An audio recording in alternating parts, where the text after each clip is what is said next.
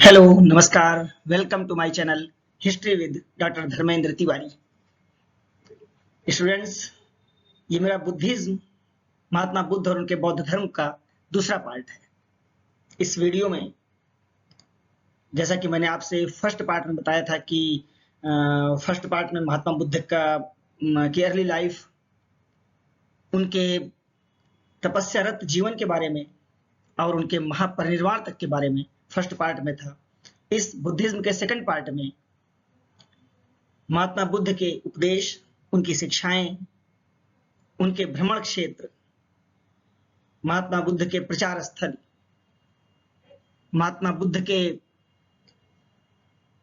बौद्ध धर्म के संप्रदायों के बारे में इस सेकंड पार्ट में आप अच्छे से पढ़ेंगे, सुनेंगे, देखेंगे। तो स्टूडेंट्स, आइए चलते हैं Buddhism part 2। Sermons and teachings, Mahatma Buddha के उपदेश और उनकी शिक्षाएं। After attaining enlightenment, Gautam Buddha decided to propagate his belief. ज्ञान प्राप्ति के बाद महात्मा बुद्ध ने निश्चय किया कि अपने इस मत का, अपने विचारों का हम प्रचार करें। फ्रॉम उरुवेला, जैसा कि आपने फर्स्ट वीडियो में देखा था, फर्स्ट पार्ट में देखा था कि महात्मा बुद्ध ने उरुवेला में, बोधगया में महात्मा बुद्ध को ज्ञान की प्राप्ति हुई और वहां से फ्रॉम उरुवेला ही first came to Rishipattan. Mahatma Buddha वहां से सबसे पहले ऋषिपत्तन आए, सारनाथ, जो सारनाथ में है ऋषिपत्तन, और इसे मृगदाय भी कहा जाता है। यहां पर महात्मा बुद्ध ने सबसे पहला उपदेश अपने उन 5 ब्राह्मणों को दिया था, ब्राह्मण शिष्यों को दिया था। ये वही 5 ब्राह्मण है जो महात्मा बुद्ध के साथ तपस्यारत थे, लेकिन महात्मा बुद्ध के मत से कुछ विभेद हो जाने के कारण उन्होंने महात्मा बुद्ध का साथ छोड़ दिया था, और उन 5 ने ही सबसे पहले महात्मा बुद्ध के उपदेश को ग्रहण किया, और वो जगह थी ऋषिपत्तन, सारनाथ में। उन 5 ब्राह्मणों के नाम आपको फर्स्ट पार्ट में, इस बुद्धिज्म के फर्स्ट पार्ट में 5 ब्राह्मणों के नाम वहां पर दिए गए हैं। Here he gave his first sermon, ये देखें आप, here he gave his first sermon to 5 ब्राह्मण monks, वो 5 ब्राह्मणों को उन्होंने उपदेश दिया। The first sermon as known, Dharma Chakra Pravartan, turning of wheel of law. Mahatma Buddha के इस पहले उपदेश को, सारनाथ के इस पहले उपदेश को धर्म चक्र प्रवर्तन, धर्म चक्र प्रवर्तन कहा जाता है, turning of wheel of law, जो महात्मा बुद्ध के उपदेशों से बौद्ध धर्म के एक दिशा बदलने का काम किया। This sermon was related to sorrow, the causes of sorrow and their solutions। महात्मा बुद्ध के ये उपदेश दुख से संबंधित, दुख के कारणों से संबंधित और उनके निवारणों से संबंधित है। दुख क्या है, दुख के कारण क्या है, दुख का निवारण कैसे हो सकता है। This is called the 4 noble truth. और देखें, महात्मा बुद्ध के इन दुख है, दुख के कारण क्या है, उनका निवारण क्या है, इन महात्मा बुद्ध के इन शिक्षाओं को 4 नोबल ट्रूथ, 4 आर्य सत्य, चत्तारी आर्य सच्चानी, 4 आर्य सत्य के नाम से जाना गया। संसार में इसे 4 आर्य सत्य, 4 नोबल ट्रूथ के नाम से जाना गया। ये महात्मा बुद्ध की शिक्षाओं का सबसे पहला एक मूल पार्ट है, ये 4 noble truth. In Sambodhi Gautam Buddha realized the principle of Pratitya Samutpada. संबोधि के समय, ज्ञान प्राप्ति के समय ही, संबोधि में ही गौतम बुद्ध को प्रतीत समुत्पाद का पर विश्वास हुआ। प्रतीत समुत्पाद के बारे में उन्होंने जाना, और उनका संबोधि प्रतीत समुत्पाद से ही प्रेरित है। प्रतीत समुत्पाद क्या है? Means all things in the world have arisen from some causes or the other and thus are dependent on it. प्रतीत समुत्पाद का अर्थ हुआ कि संसार की सभी चीजें एक दूसरे से संबंधित हैं, और संसार में सभी वस्तुएं एक दूसरे से जुड़ी हुई हैं। When analyzed according to, प्रतीत समुत्पाद के अनुसार संसार की सभी वस्तुएं एक दूसरे से संबंधित हैं और एक दूसरे पर प्रभाव डालती हैं, एक दूसरे से जुड़ी हुई हैं। महात्मा बुद्ध का यही प्रतीत समुत्पाद है। Pratitya Samutpada, it is found that ही root cause of sorrow is अविद्या, इग्नोरेंस। प्रतीत समुत्पाद का जो मूल है वो अविद्या है। महात्मा बुद्ध के अनुसार अज्ञानता ही प्रतीत समुत्पाद, अज्ञानता ही दुखों का कारण है, और प्रतीत समुत्पाद के जरिए इन दुखों के कारणों को दूर किया जा सकता है। और अविद्या ही इसका मूल कारण है, यानी अज्ञानता इन दुखों का मूल कारण है। आप देखें फोर नोबेल ट्रुथ के बारे में, 4 आर्य सत्य, ये इंपॉर्टेंट है। आप ये महात्मा बुद्ध के 4 आर्य सत्य कौन कौन से हैं इनको देखें। पहला है दुख, suffering, there is sorrow everywhere in the world. Mahatma Buddha के अनुसार संसार में चारों ओर दुख ही दुख है। Life is full of sorrow and sufferings, जीवन दुखों से भरा हुआ है। महात्मा बुद्ध का मानना है कि जीवन दुखों तथा कष्टों से परिपूर्ण है। जिन्हें हम सब सुख समझते हैं वे भी दुखों से भरे हुए हैं। हमेशा ये भय बना रहता है, ये डर बना रहता है कि हमारे सुख, हमारे आनंद कहीं समाप्त न हो जाए। आनंदों की समाप्ति पर कष्ट होता है और इसी आसक्ति से दुख उत्पन्न होते हैं। और महात्मा बुद्ध कहते हैं कि संसार में अनेक प्रकार के दुख हैं, जैसे दरिद्रता, गरीबी, व्याधि, बुढ़ापा, मृत्यु। महात्मा बुद्ध ने इन सबको दुखों का कारण बताया है। दूसरा फोर नोबेल ट्रुथ में सेकंड नंबर पर है दुख समुदय, यानी कॉज ऑफ डिजायर, दुखों का कारण। Everything has some reason. Mahatma Buddha कहते हैं कि सभी चीजों का कोई ना कोई कारण होता है। Therefore there is a reason of sorrow, इसलिए दुख का भी कोई ना कोई कारण है। Because nothing can happen without a reason, कोई भी वस्तु बगैर किसी कारण के नहीं हो सकती, यानी अकारण कुछ भी नहीं होता। The collective name of all of the sorrows of the world is जरा मरण। महात्मा बुद्ध कहते हैं कि इन दुखों का सामूहिक नाम ही जरा मरण है। जरा मरण, जरा मीन्स होता है वृद्धावस्था, मरण मीन्स मृत्यु, यानी वृद्धावस्था मृत्यु ही ये दुखों का सामूहिक नाम महात्मा बुद्ध के अनुसार, बौद्ध धर्म के अनुसार जरा मरण है। और वो मानते हैं कि इस जरा मरण में अविद्या ही, उनका कहना है कि जरा मरण से लेकर अविद्या तक, इस जरा मरण से लेकर अज्ञानता तक, इस दुख समुदाय में, कॉज ऑफ डिजायर में 12 पार्ट होते हैं, इसमें 12 कड़ियां होती हैं। तीसरे पर आप देखें दुख निरोध, एंडिंग सफरिंग, यानी दुख का निवारण क्या है। Ending of suffering is possible. Mahatma Buddha कहते हैं कि दुख का निवारण संभव है। Since everything arises due to some reason, सभी वस्तुएं किसी न किसी कारण से होती हैं। Hence if that cause is destroy then the thing will also be destroy. सभी वस्तुएं किसी न किसी कारण से होती हैं, इस प्रकार दुख भी किसी न किसी कारण से है। यदि इस दुख के कारण को हम समाप्त कर दें तो हमारा दुख भी अपने आप समाप्त हो जाएगा।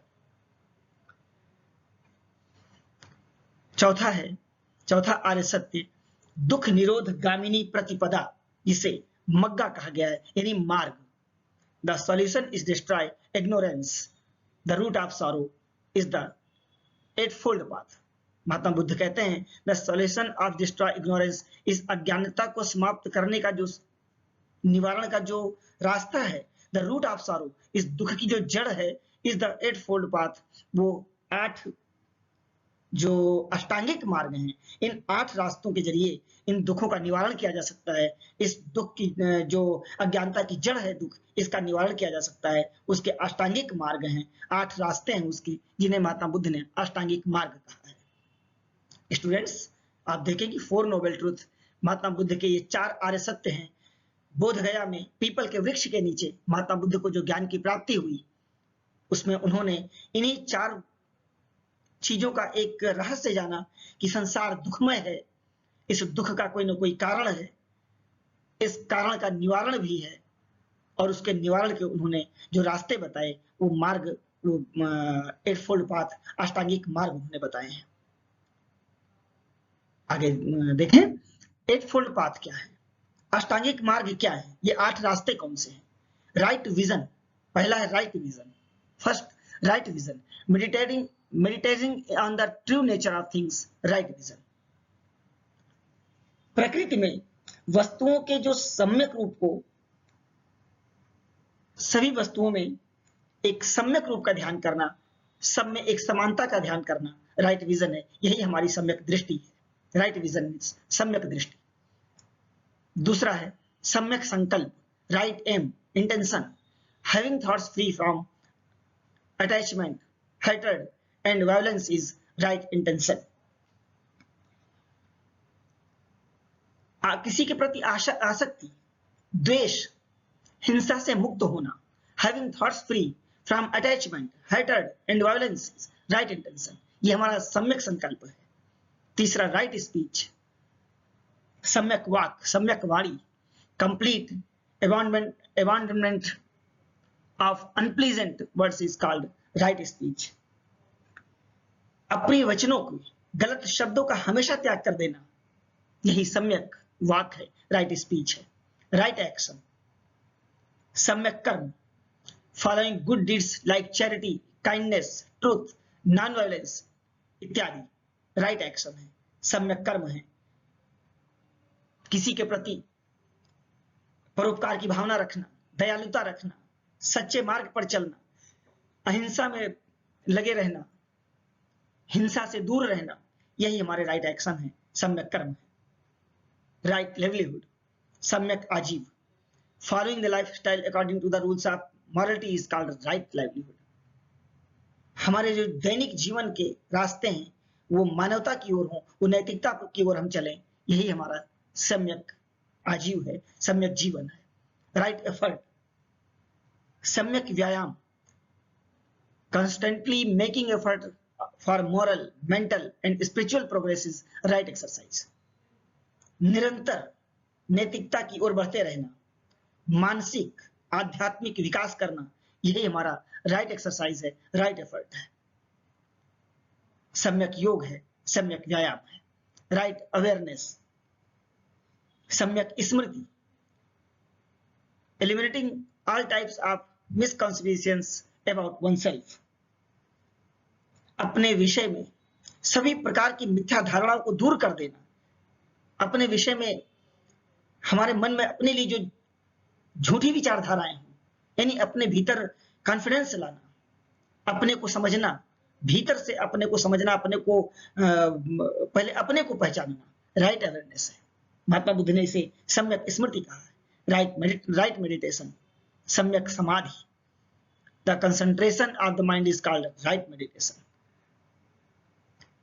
मानसिक ध्यान लगाना, मन की एकाग्रता को बनाए रखना ही सम्यक समाधि है। जब हमारा मन एकाग्र होता है तो निश्चित है कि हम एक अपने को भीतर से समझ सकते हैं, उसी को राइट मेडिटेशन कहा गया है। बौद्ध धर्म में यही 8 फोल्ड पाथ है, ये अष्टांगिक मार्ग बताए गए हैं, और महात्मा बुद्ध ने इन्हीं 8 मार्गों के रास्ते से, इन्हीं अष्टांगिक मार्ग के रास्ते से उन्होंने दुख को दूर करने का उपाय बताया है।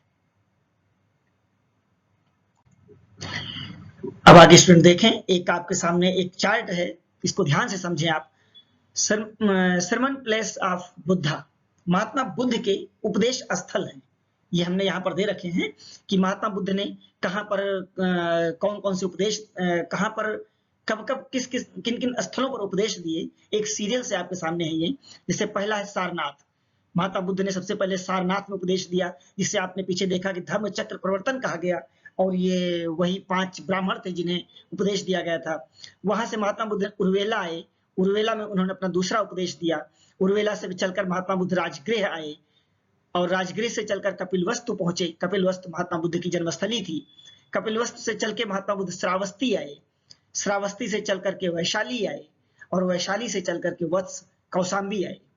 ये महात्मा बुद्ध के उपदेश स्थल हैं, जहां पर महात्मा बुद्ध ने पहुंच करके अपने विचारों का प्रचार किया, आम जनमानस के बीच पाली भाषा में, प्राकृत भाषा में आम जनमानस के बीच अपने विचारों को रखा, अपने ज्ञान प्राप्ति के जो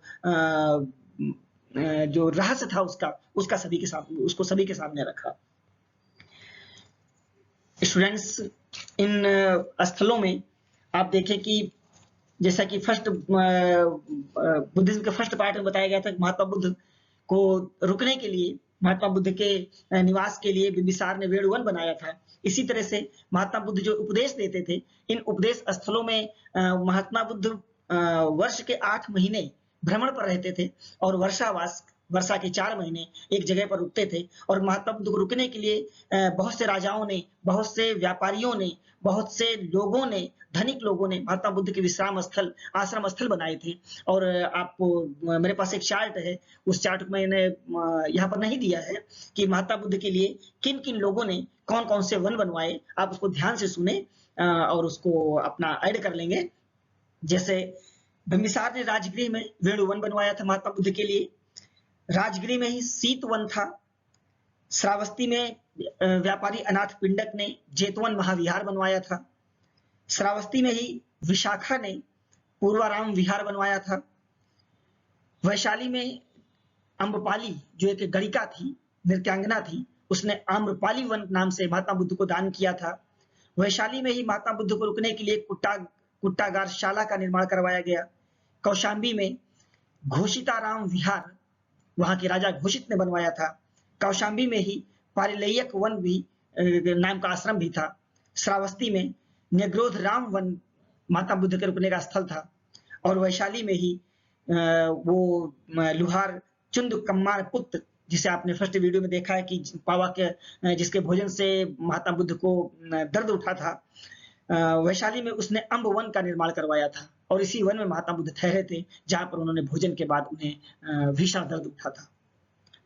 तो ये स्टूडेंट्स, ये महात्मा बुद्ध के ये स्थल हैं। और महात्मा बुद्ध ने कहां पर कब कब कौन से उपदेश दिए वो भी मैंने उस बात को यहाँ पर नहीं लिखा है। ये मेन आपके हैं सारनाथ, जो आपके स्क्रीन पर है, ये सारनाथ, उर्वेला, राजगृह, कपिलवस्तु, श्रावस्ती, वैशाली, वत्स, कौशाम्बी, ये सीरियल्स हैं। और बाकी बहुत सी चीजें हैं। वैशाली महात्मा बुद्ध ने सबसे ज्यादा वर्षावास, महात्मा बुद्ध का सबसे ज्यादा जो वर्षावास था वो श्रावस्ती में हुआ। 21 वर्ष महात्मा बुद्ध श्रावस्ती में रहे। उसके बाद राजगृह, फिर उसके बाद वैशाली, उसके बाद कपिलवस्तु। ये सीरियल है महात्मा बुद्ध के रुकने के वर्षावास के समय के। श्रावस्ती सबसे ज्यादा, राजगृह, फिर वैशाली और फिर कपिलवस्तु। वैशाली श्रावस्ती उस समय आजीविक संप्रदाय का एक केंद्र था और वैशाली निर्ग्रंथों का था, जो जैन के पहले एक संप्रदाय निर्ग्रंथ के नाम से जाना जाता था, वो वैशाली उसका केंद्र था। स्टूडेंट्स आगे देखें, नेक्स्ट उसमें आप देखें, ये एक चार्ट है ये, जिसे यहाँ पर 7 प्लेस ऑफ बुद्धा था, यहाँ पर border place of Buddha propagation. Mahatma Buddha के प्रचार की जो सीमा थी, जो बॉर्डर था, वो मैंने इस चार्ट में दिया है। बड़े ध्यान से आप इसको देखें कि ईस्ट साइड में पूरब की तरफ महात्मा बुद्ध चंपा तक गए। चंपा जो आज बिहार राज्य के भागलपुर में पड़ता है, चंपा, ये इनकी महात्मा बुद्ध का बॉर्डर था। पश्चिम में महात्मा बुद्ध कुरुक्षेत्र, हरियाणा में आज पड़ता है, कुरुक्षेत्र तक गए हुए थे। और उत्तर में कपिलवस्तु, महात्मा बुद्ध उत्तर में कपिलवस्तु, ये महात्मा बुद्ध का जन्म स्थल था। शाक्य गणराज्य की राजधानी थी कपिलवस्तु। उत्तर में महात्मा बुद्ध कपिलवस्तु तक गए। और साउथ में, दक्षिण में महात्मा बुद्ध कौशाम्बी, जो आज इलाहाबाद के पास है, कौशाम्बी, ये वत्स गणराज्य की राजधानी थी, वत्स महाजनपद की राजधानी थी ये। Buddha could not go to Ujjain, even after the invitation. आप ध्यान रखें, ये इंपॉर्टेंट क्वेश्चन है, पूछा जा चुका है कि महात्मा बुद्ध आमंत्रण के बाद भी, निमंत्रण के बाद भी किस प्रदेश में प्रसिद्ध स्थल तक नहीं जा पाए। उज्जैन महात्मा बुद्ध नहीं जा पाए। आप बड़े ध्यान सुने, ये चार्ट आपके लिए बहुत इंपॉर्टेंट है। नेक्स्ट बढ़ते हैं स्टूडेंट्स, बुद्धिस्ट काउंसिल। आप देखें, मोस्ट इंपॉर्टेंट, बुद्धिज्म का most important part, Buddhist council. Mahatma Buddha के मृत्यु के बाद बौद्ध धर्म में विखराव आ गया, विभेद बन गया। और उस विभेद को दूर करने के लिए उस समय के राजाओं ने, जो उस समय मगध के राजा थे, तत्कालीन राजा, उन्होंने बौद्ध संगीतियों का आयोजन किया, बौद्ध कमेटियां बुलाई। और उनका चार्ट आपको यहाँ दिया गया है, बड़े ध्यान से देखें। 483 BC, महात्मा बुद्ध की मृत्यु के साल ही 483 ईसा पूर्व में मगध के राजा अजातशत्रु ने राजगृह में पहली बुद्धिस्ट काउंसिल करवाई, राजगृह के सप्तपर्णी गुफा में। और इसके चेयरमैन अध्यक्ष थे महाकश्यप। और इसी फर्स्ट काउंसिल में ही महात्मा बुद्ध के ग्रंथों को सुत्त पिटक और विनय पिटक 2 भागों में डिवाइड किया गया। सुत्त पिटक और विनय पिटक 2 भागों में महात्मा बुद्ध के ग्रंथों को बांटा गया। आप देखें, सुत्त पिटक और विनय पिटक क्या है, इनमें क्या है, ये बौद्ध धर्म से किस रूप में संबंधित है, इसका मैंने एक वीडियो बनाया है, Buddhist and Jain text, Buddhist Jain text. आप उस वीडियो को देखें तो सुत्त पिटक, विनय पिटक, अभिधम्म पिटक और इन सब जो ये ग्रंथ हैं, इनके बारे में आप अच्छे से समझ सकेंगे, अच्छे से आप उस वीडियो में समझ जाएंगे। सेकंड आप देखें, second Buddhist council, Mahatma Buddha की मृत्यु के आफ्टर 100 ईयर्स, 100 साल बाद 383 ईसा पूर्व में वैशाली में शिशुनाग राजवंश के दूसरे शासक कालाशोक ने वैशाली में सेकंड काउंसिल करवाई और इसके अध्यक्ष थे सब्बकामी। और इस द्वितीय बुद्धिस्ट काउंसिल में महात्मा बुद्ध का ये संघ दो भागों में बटा, स्थविरवाद और महासांघिक। और यही स्थविरवाद और महासांघिक आगे चल करके हीनयान और महायान हो गया। आप तीसरा नंबर देखें, तीसरी बुद्धिस्ट काउंसिल 250 बीसी 250 ईसा पूर्व में पाटलिपुत्र में इसका आयोजन करवाया गया और मौर्य सम्राट अशोक के द्वारा यह आयोजन हुआ और इसके अध्यक्ष थे मोगलपुत्र तिस्स। और इन्हीं मोगलपुत्र तिस्स के द्वारा तीसरा पिटक अभिधम्म पिटक की रचना हुई, जिसे कथावत्थु कहा गया है। कथावत्थु की रचना मोगलपुत्र तिस्स ने की और यही आगे चल करके अभिधम्म पिटक के नाम से जाना गया। स्टूडेंट्स, इस अभिधम्म पिटक के बारे में, महात्मा बुद्ध ग्रंथ के बारे में मेरे उस वीडियो में देखें आप, उसमें महात्मा बुद्ध के बुद्धिस्ट टेक्स्ट के बारे में वहां पर आपको विशेष जानकारी मिल जाएगी। फोर्थ काउंसिल आप देखें, फर्स्ट सेंचुरी एडी, पहली शताब्दी ईस्वी में चौथी काउंसिल हुई। ये कश्मीर के कुंडल वन में की गई। कुषाण सम्राट कनिष्क के द्वारा इसका आयोजन हुआ और वसुमित्र इसके अध्यक्ष थे, अश्वघोष इसके उपाध्यक्ष थे। आप ध्यान दें, यहाँ पर वो नाम नहीं दिया गया है, अश्वघोष इसके उपाध्यक्ष थे। और इसी चौथी बुद्धिस्ट काउंसिल में ही महात्मा बुद्ध का ये बौद्ध धर्म हीनयान और महायान दो भागों में बट गया। हीनयान महायान, आगे भी आप देखेंगे कि हीनयान महायान में क्या है, ये आप आगे देखेंगे। हीनयान महायान में चौथी बुद्धिस्ट काउंसिल में बौद्ध धर्म हीनयान और महायान दो भागों में बट गया। In division in Buddhism took place in fourth council and the Mahayana sect emerged in it. चौथी काउंसिल में बौद्ध धर्म बट गया, में विभेद हो गया और इसमें महायान संप्रदाय शामिल हो गया। नेक्स्ट देखें आप, part of Buddhist religion, Buddha धर्म के भाग जो संप्रदाय हैं जो सेकंड बुद्धिस्ट काउंसिल में बटने शुरू हुए थे, जो आपने पीछे देखा, वो कौन कौन से हैं? बड़े ध्यान से मैंने इस चार्ट को जो आपके सामने स्क्रीन पर ये शो किया है, बड़े ध्यान से इसको देखिए आप। इसमें पूरा सेक्ट बुद्धिस्ट महात्मा बुद्ध का जो संघ, जो धर्म महात्मा बुद्ध का आगे चल करके कई भागों में बढ़ता चला गया, उसका डिटेल आपको यहाँ पर मिलेगा। जैसे देखें, सबसे पहले इसमें दो भाग हुए, एक स्थविरवाद जिसे थेरवाद भी कहा गया और दूसरा हुआ महासांघिक। स्थविरवाद थेरवाद की फाउंडिंग, इसको जो मेन प्लेस था इसका कश्मीर माना गया और महासांघिक का मेन प्लेस मगध माना गया, मगध बिहार में। स्थविरवाद या थेरवाद आगे चल करके हेमवंत और सर्वस्तिवाद में बट गया। हेमवंत और सर्वास्तिवाद, और हेमवंत और सर्वास्तिवाद मिलकर के हीनयान बने। आप ध्यान से देखें, हेमवंत और सर्वास्तिवाद मिलकर ही हीनयान का गठन हुआ, हीनयान कहा गया। और हीनयान को ही श्रावकयान भी कहा जाता है, श्रावकयान। आप ध्यान से देखें, लिखा हुआ है श्रावकयान, हीनयान का दूसरा नाम श्रावकयान है। और ये हीनयान आगे चल करके वैभाषिक और सौत्रांतिक में बटा, डिवाइड हुआ। वैभाषिक और सौत्रांतिक में ये वैभाषिक का जो फाउंडिंग एरिया है वो गांधार था। गांधार यानी आज का ये पाकिस्तान कह सकते हैं, रावलपिंडी जिले के आसपास। अब आगे देखिए, जो दूसरा था महासांघिक, मगध में इसका फाउंडिंग माना गया। और महासांघिक आगे चल करके महायान में बदल गया और महासांघिकी को बोधिसत्वयान भी कहा गया है। जैसे हीनयान को श्रावकयान कहा गया, उसी तरह से महायान को बोधिसत्वयान कहा गया है। ये महायान आगे चल करके फिर योगाचार में बटा, योगाचार और माध्यमिक में डिवाइड हुआ।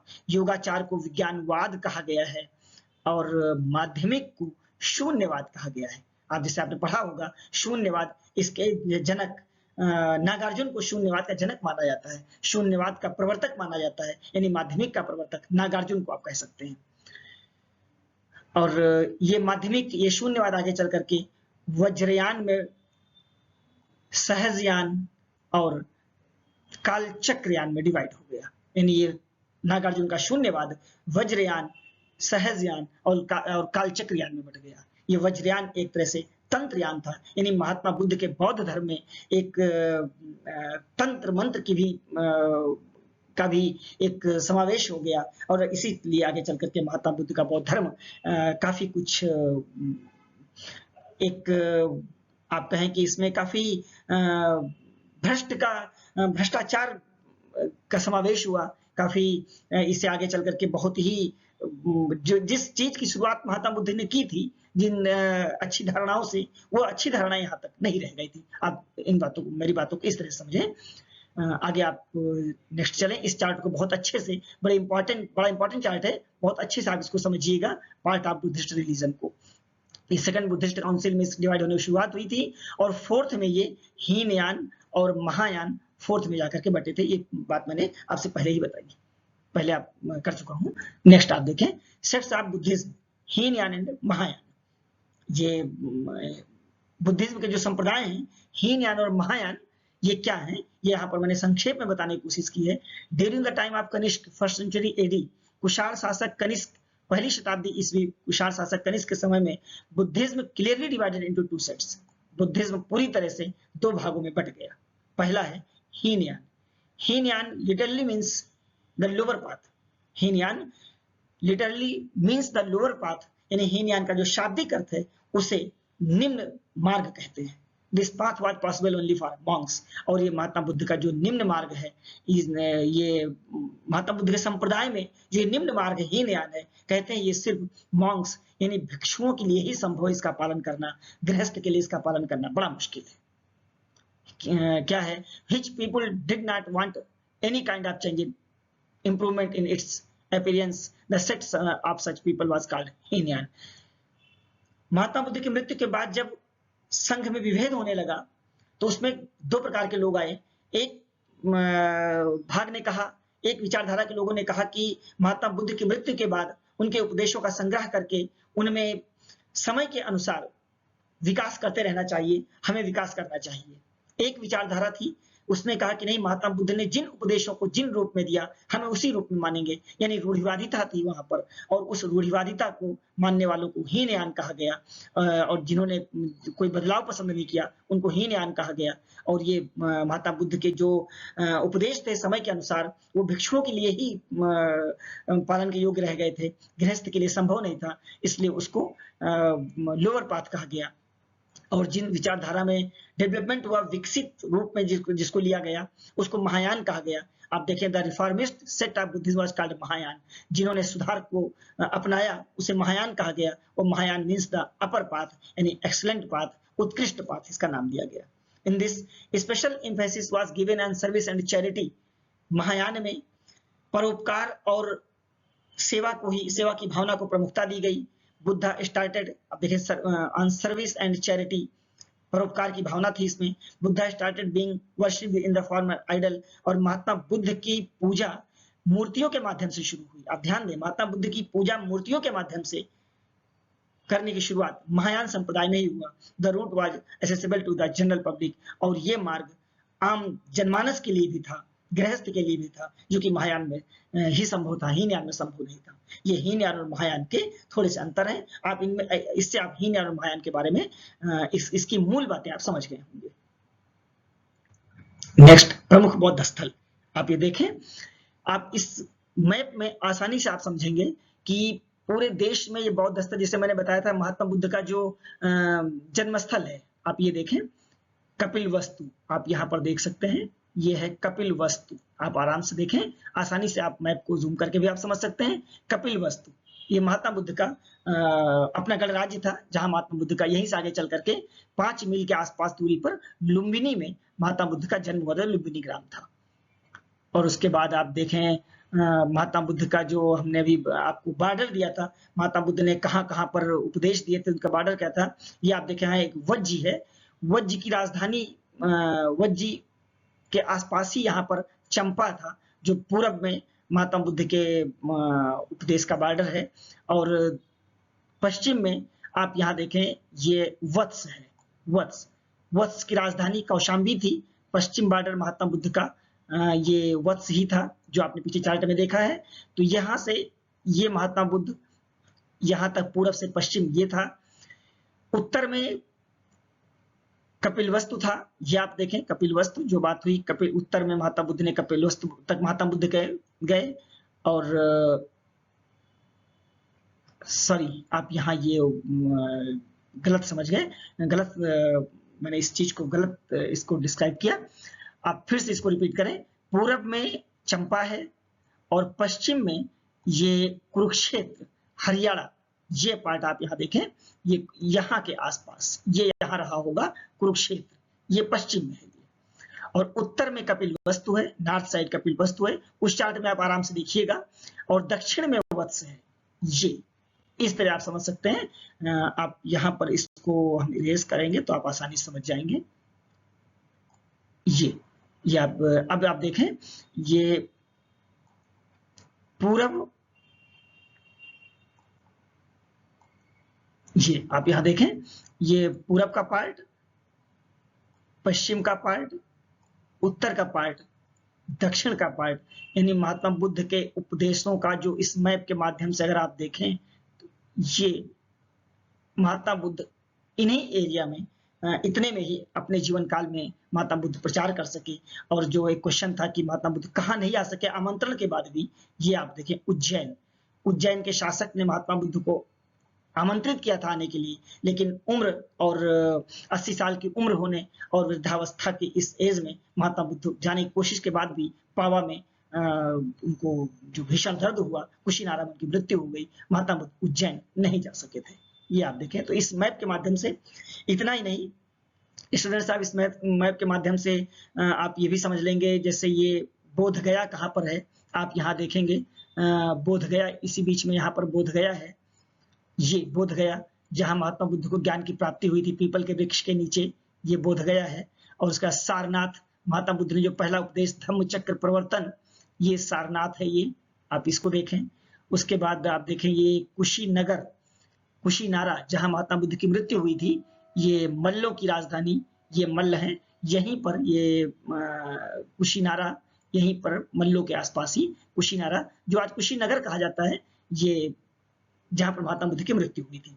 इस तरह से आप यहाँ पर ये नंबरिंग दी गई है, इस नंबरिंग के नाम को, इन नंबर के नाम को देख करके और जहां जहां ये नंबर जो दिए गए हैं, इनसे आप महात्मा बुद्ध के बौद्ध स्थलों को, आप इसे लिखा गया प्रमुख बौद्ध स्थल, इन बौद्ध स्थलों को आप समझ सकेंगे। और जो हमने भी पीछे चार्ट में आपको चीजें बताई हैं, महात्मा बुद्ध के जीवन काल का जो भ्रमण क्षेत्र है, उनको भी आप आसानी से समझ सकते हैं। स्टूडेंट्स, ये मैप आपके काफी काम का है। ओके, इस मैप को देख करके आप आसानी से अपनी चीजें समझ जाएंगे। तो स्टूडेंट्स, इस बुद्धिज्म के सेकंड पार्ट में मैंने आपको महात्मा बुद्ध के उपदेश स्थल, उनके भ्रमण क्षेत्र, उनकी शिक्षाएं, उनके उपदेश, इन सब के बारे में एक प्रामाणिक जानकारी मैंने रखने की कोशिश की है। निश्चित है इन दोनों पार्ट में, और इस दोनों पार्ट के साथ जब आप एक तीसरा पार्ट, मैंने वहां नाम नहीं दिया है, तीसरा पार्ट जो बुद्धिज्म, बुद्ध जैन टेक्स्ट का है, जो उसका वीडियो अपलोड है मेरे इस चैनल पर, उसको भी अगर आप मिला लेंगे तो बौद्ध धर्म से संबंधित, बुद्धिज्म से संबंधित सारी जानकारी आपके पास एक प्रामाणिक रूप में होगी। आप आसानी से बैठ करके इनके फैक्ट एक जगह पर रख लें, तो आप चाहे यूपीएससी, यूपीपीएससी या किसी भी lower competition, civil service, UP triple SC, कहीं भी आप अगर हिस्ट्री में बुद्धिज्म का पार्ट पढ़ रहे होंगे, तो मुझे पूरी आशा है और मैं विश्वास के साथ आपसे कह सकता हूं कि इन 3 वीडियो को अगर आप एक साथ देख लेंगे तो आपको इसमें बहुत कुछ जानकारी आपको मिल जाएगी। स्टूडेंट्स, मेरी फिर वही बात कि अगर आपको मेरा ये वीडियो पसंद आया हो तो आप मेरे इस वीडियो को लाइक करें, चैनल सब्सक्राइब करें, बेल आइकन दबाएं, जिससे कि मैं वीडियो के जरिए आप तक सबसे पहले पहुंच सकूं, और वीडियो अगर पसंद आया हो तो शेयर भी करें। ओके, थैंक यू, नमस्कार।